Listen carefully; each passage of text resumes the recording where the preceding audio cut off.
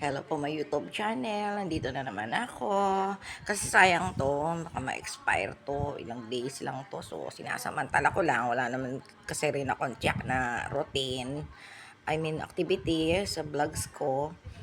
Kasi wala pa kasi sweldo, tinitipid ko rin. So, kaya plano ko maghanap din ng work. Mga kwarto ng mga anak ko dito, pinaupa ko lang. Yun lang ang source of income ko. I'm already separated. Tatay gutang separated. Mom may PG. Nandun na sa kanyang kabet. Parental sa anak nila. Marami ho.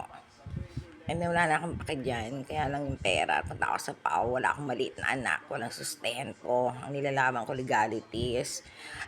Kung walang anak na maliit. So, ang legal lang doon, pwede kong ipakulong, sabi ng mga gobyerno dito sa Valenzuela namin, sa Karuhatan, Old Municipality, sa PAO, ang mga abogado at abogado. Sabi nila, pwede ko lang daw ipakulong. May ebidensya naman at may anak. So sabi ko, wag na lang ho. Kasi ang gusto ko lang naman, yung wala akong trabaho, do sinusuportahan ka naman, ini-stop lang ho. Bakit ini-stop? Kasi daw ho, kasi nade-depresso ako. Sabi niya sa mga anak niya, intuwi niya na raw talaga, zero coins. Kasi nga ho, magaling na ako at maganda na naman ang nanay niyo. Hindi ko siya yata pangit akong hihingi. So, go nilang para sa mga anak ko. Kaya hindi ko na pinakulong kasi malaking sweldo sa Dubai, managerial supervisory.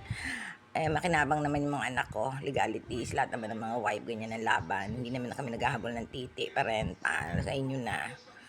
Yung karapatan lang namin, na legal na pamilya. At ang mga anak ko, kailangan din ng, hindi masasabing panahon na yung tatay nila, tatay nila yan. So, mga anak niya, yung speaking financially, yung mga anak ko nasa isip ko, yan, hindi sila magigipit. Nandiyan naman ang tatay nila, if ever gipit sila. Ano man point ko, hindi parental sa mga anak ko. Ang point ko, ano nga pa ang point ko, na mental block na ako. Isip ka pa, okay, kabulol, babush.